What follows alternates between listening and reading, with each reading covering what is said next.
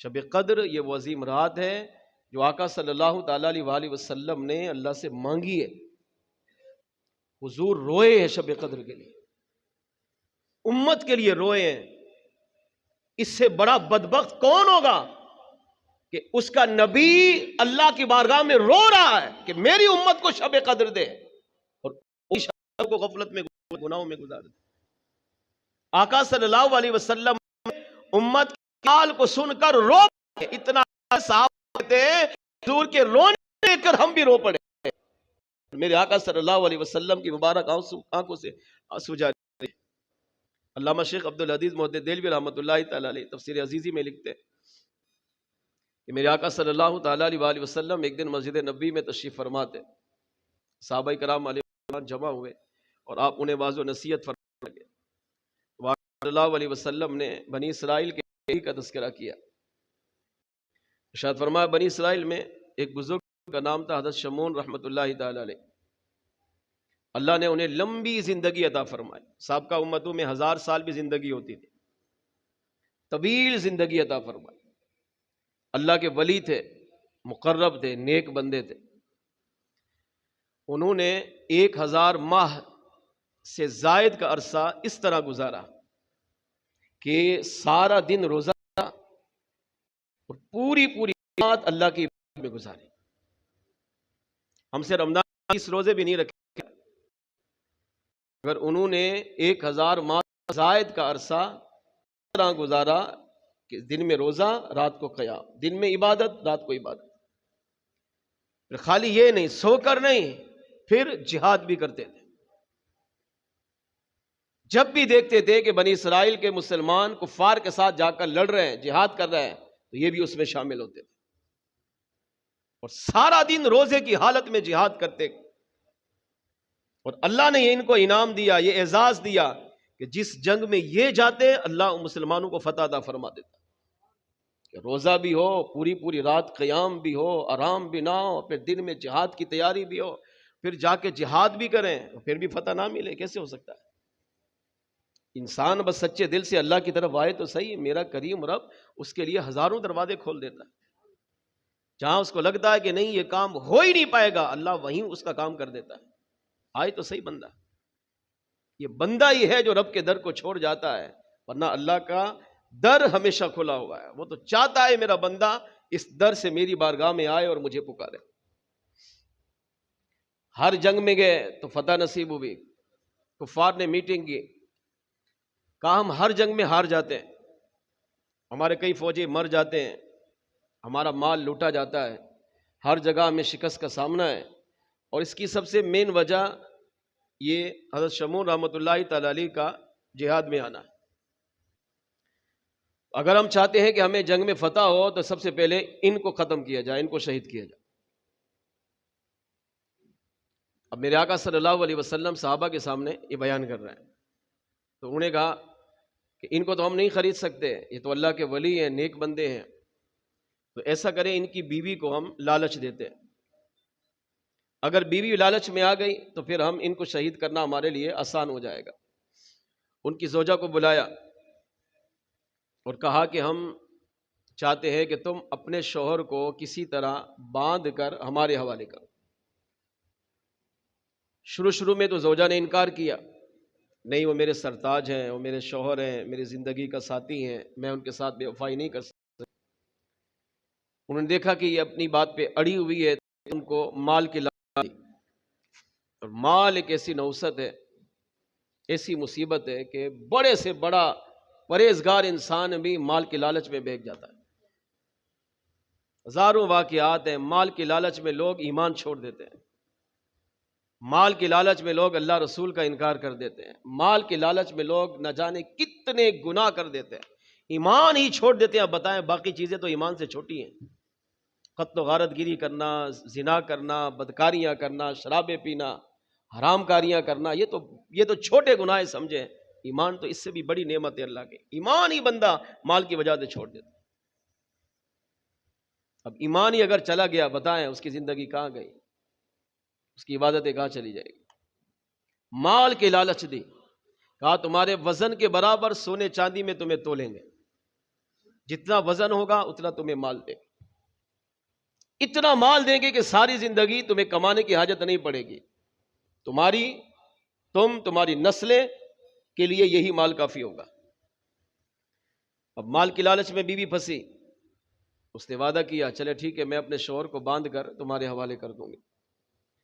سیدہ شمود رحمۃ اللہ تعالی علیہ دن میں روزہ رکھا، رات کو عبادت کرتے رہے، اگلا دن آیا تو جہاد کے لیے تشریف لے گئے، سارا دن جہاد کیا، اللہ نے مسلمانوں کو فتح عطا فرمائی، واپس آئے، رات کو لیٹ گئے، زوجہ نے دیکھا کہ تھکاوٹ ہے، تھکے ہوئے ہیں اور آرام کر رہے ہیں، تو اب اس نے زنجیریں لی اور آپ کے پورے بدن کو باندھ دیا، جس سے آپ کے ہاتھ بھی بندھے اور آپ کی ٹانگیں بھی۔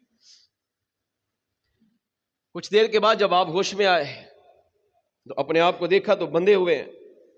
اب آپ نے ہلکی سی حرکت دی، ہاتھوں کو تھوڑی سی حرکت دی تو وہ ساری لوہے کی زنجیریں وہ ٹوٹ کر زمین پر گر پڑے، پاؤں کو تھوڑی سی حرکت دی تو وہ بھی ٹوٹ کر زمین پر گر پڑے۔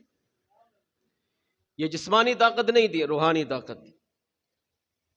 جسمانی طاقت سے ظاہر ہے یہ کام مشکل ہے، روحانی طاقت ہو تو پھر یہ کیا پہاڑ بھی سامنے ہو تو وہ بھی ریزہ ریزہ ہو جاتا ہے۔ زوجہ کو بلایا، کہا مجھے کس نے باندھا؟ کہا میں نے۔ کہا کیوں؟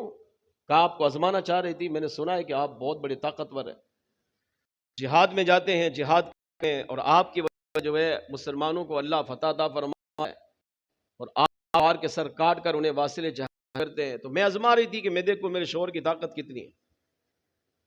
مال کی محبت میں اندھی ہو گئی تو ظاہری بات ہے اب اس طرح کی مکاریاں اپنے شوہر کے سامنے کرنے لگے۔ آپ نے اس بات کو درگزر کر دیا۔ پھر کچھ دن کے بعد آپ نے روزہ رکھا، رات کو قیام کیا، پھر اگلے دن جہاد میں گئے، اللہ نے مسلمانوں کو فتح دی، پھر واپس لوٹے، رات کو سوئے، زوجہ نے پھر باندھا، پھر اٹھے تو اپنے آپ کو بندھا ہوا پایا، پھر آپ نے تھوڑی سی حرکت دی تو وہ ہاتھوں کی زنجیریں کر کے ساری کڑیاں اس کی ٹوٹ کر زمین پہ بکھر گئے، اور پاؤں کو تھوڑی سی حرکت دی تو اس کی کڑیاں بھی کٹ کر زمین پر گر پڑے۔ آپ نے پھر پوچھا کس نے باندھا؟ کہا میں نے۔ کہا کیوں؟ کہا طاقت آزما رہی تھی۔ کہا طاقت تو تم نے پہلے بھی آزمائی تھی، دوبارہ باندھنے کی کیا حاجت تھی؟ کہا پہلے میں نے آہستہ باندھا تھا، اب میں نے زور سے باندھا ہے کہ دیکھتی ہوں کہ آپ چھڑا پاتے ہیں یا نہیں۔ اب آپ نے اپنی زوجہ پر اپنا راز ظاہر کیا، آپ نے فرمایا کہ تم چاہے مجھے کتنا ہی زور سے باندھو، پورے بدن کو جکڑ دو، تب بھی دنیا کی کوئی طاقت مجھے روک نہیں سکتی۔ اللہ نے مجھے اتنا کمال عطا کیا، اتنی روحانیت عطا کی ہے، اللہ نے مجھے طاقت دی ہے، اور میں چاہتا ہوں میں اپنی رب کی عطا کردہ طاقت رب کے دین کے لیے قربان کروں، اس کی راہ میں قربان۔ ہاں میرے 8 بال ایسے ہیں کہ اگر مجھے 8 بالوں سے باندھ دیا جائے تو پھر مجھے کوئی چھڑا نہیں سکتا۔ اب یہ عقل میں نہ آنے والی بات ہے، بال کی حیثیت کتنی ہوتی ہے؟ آپ کے 8 بال ایسے تھے جن کی لمبائی سر سے لے کر پاؤں تک تھی۔ کہا ان 8 بال سے اگر کوئی مجھے باندھ دے پھر میں آزاد نہیں ہو سکتا۔ یہ راز تھا اور آپ نے اپنی زوجہ پر ظاہر کر دیا۔ زوجہ نے اگلے دن موقع پایا، جب آپ رات کو سوئے تو زوجہ نے انہی 8 بالوں سے آپ کو باندھ دیا۔ اب جب اٹھے تو اپنے آپ کو بندھا ہوا پایا، اب آپ نے کھولنے کی کوشش کی تو نہیں کھول سکے۔ اب ہاتھ کو حرکت دے رہے، پاؤں کو حرکت دے رہے، نہیں کھول سکا، جانتے تھے نہیں کھولے گا، ظاہر ہے ایک اللہ کی طرف سے ان کی پر کرم نوازی تھی۔ بال سے باندھو تو قید ہو گئے، اور دنیا کی کسی مضبوط چیز سے باندھو تو ایک جھٹکے میں اس کو ختم کر کے آزادی کی طرف بڑھ جاتے ہیں۔ زوجہ نے دیکھا کہ اب یہ قید ہو گئے ہیں، یہ اب نہیں نکل پا رہے، ہاتھ پاؤں بن چکے ہیں، تو کفار کو بلایا اور اپنے شوہر کو ان کے حوالے کر دیا۔ کفار نے سیدنا شمون رحمۃ اللہ تعالی علیہ کو ایک ستون کے ساتھ باندھا، سب سے پہلے ان کو مارا، خون میں لت پت کیا، مگر کمال یہ تھا اس بندے کا کہ زبان سے اف بھی نہیں کہا۔ آسان نہیں ہے یہ، دن میں روزہ ہو، رات کو قیام، اللہ کی عبادت ہو، پھر جہاد بھی ہو، اور پھر جہاد میں بھی اس لیے جائے کہ اپنی جان اللہ کے دین کے لیے قربان کرے، اور مارا جا رہا ہے، پورا بدن خون میں لت پت ہے، مگر زبان سے اف نہیں کہا، بد دعا بھی نہیں کی ان کے لیے۔ آسمان کی طرف دیکھا اور مسکرائے، اللہ کا شکر ادا کیا، اللہ تیرا شکر ہے، تو نے مجھے لمبی زندگی عطا کی ہے، ہزاروں ماہ سے بڑھ کر عبادت میں گزارنے والی زندگی عطا کی ہے، اور بالآخر میرے پاس میری جان ہی ہے۔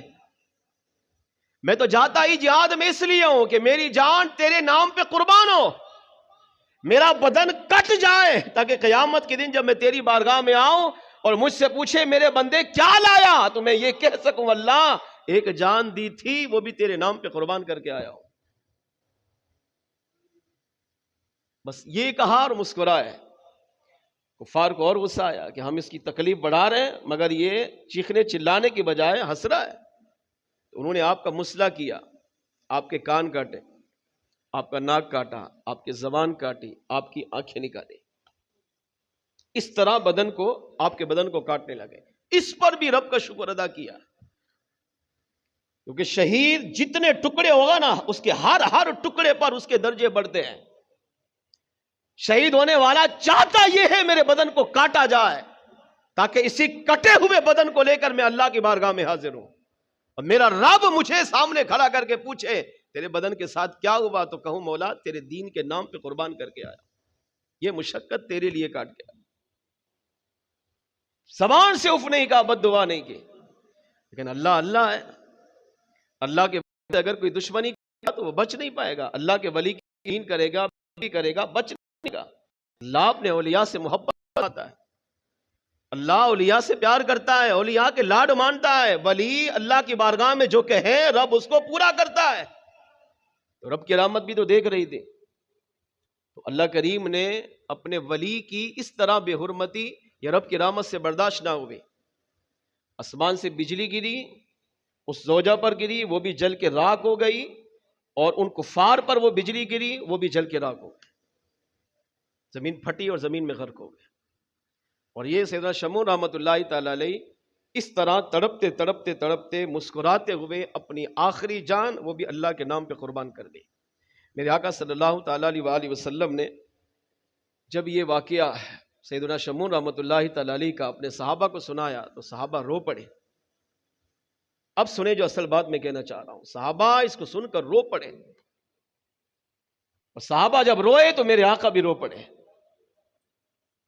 اور بعض صحابہ نے عرض کیا یا رسول اللہ صلی اللہ علیہ وسلم، اس کا مطلب یہ ہوا کہ سابقہ امتیں، سابقہ بنی اسرائیل کے لوگ ہم سے عبادت میں بڑھ گئے، ان کی عمریں ہزاروں سال، ہماری عمریں 60 سے 70 سال، دن میں 24 گھنٹے، وہ بھی اس کا اکثر حصہ ہمارا نیند میں گزرتا ہے یا دنیاوی کاروبار میں گزرتا ہے، خرید و فروخت لین دین میں گزرتا ہے۔ ہم عبادت میں ہمارے پاس ہے کیا؟ 5 نمازیں، سال میں 1 مرتبہ 30 روزے۔ اس کے علاوہ اگر ہم زندگی کا جائزہ لیں تو ہماری زندگی کے اکثر اوقات رب کی نافرمانی میں گزرتے ہیں، یا اگر عبادت میں کر بھی لے تو ہماری عبادت ان کے سامنے کچھ بھی نہیں ہے۔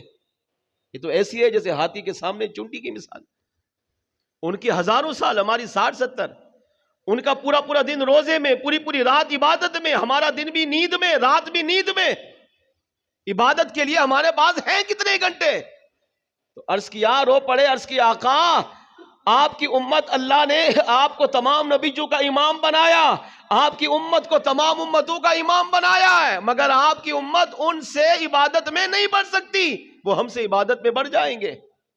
میرے آقا صلی اللہ علیہ وسلم کے صحابہ نے اس درد سے حضور کی بارگاہ میں بیان کیا، عرض کیا تو میرے آقا صحابہ روئے، سرکار بھی رو پڑے کہ ہاں ان کی امتیں 1000 سال کی زندگیاں گزار گئی، اور وہ بھی اس طرح کہ 1000 ماہ سے زائد کی زندگی، اتنی پاکیزہ زندگی گزاری اس مرد قلندر نے، دن میں روزہ، رات کو قیام، پھر جہاد، اور پھر آخر میں اپنی جان وہ بھی کٹوا کر اللہ کے دین پر قربان کر دی۔ کتنا ثواب ہوگا آپ سوچیں، اللہ کی رحمت پر اس کو کتنا ناز ہوگا سوچیں۔ ہمارے پاس کیا ہے؟ یہی چیز آج سے 1400 سال پہلے صحابہ نے سرکار کی بارگاہ میں عرض کی، آقا ہماری عبادت ان کے سامنے کچھ بھی نہیں۔ تو میرے آقا رو پڑے، جب سرکار روئے اللہ کی رحمت کو جوش آیا، جبریل کو بلایا، فرمایا جا میرے محبوب کی بارگاہ میں جا اور شب قدر کا پیغام سنا۔ جبریل آئے اور یہ سورت سنائی، انا انزلناہ فی لیلۃ القدر، یار مصطفیٰ ہم نے قرآن کو شب قدر میں اتارا. وما ادراک ما لیلۃ القدر، تم نے کیا جانا شب قدر کیا ہے؟ لیلۃ القدر خیر من الف شہر، شب قدر 1000 مہینوں سے بڑھ کر افضل رات ہے. تنزل الملائکۃ والروح فیہا باذن ربہم من کل امر، یہ وہ مبارک رات ہے جس میں فرشتے بھی اترتے ہیں، جبریل امین علیہ السلام اترتے ہیں. سلام ہی حتی مطلع الفجر، اللہ کے حکم سے آتے ہیں اور مغرب سے لے کر سحری کے وقت تک عبادت کرنے والوں پر رب کی رحمت اور سلامتی برساتے رہتے ہیں.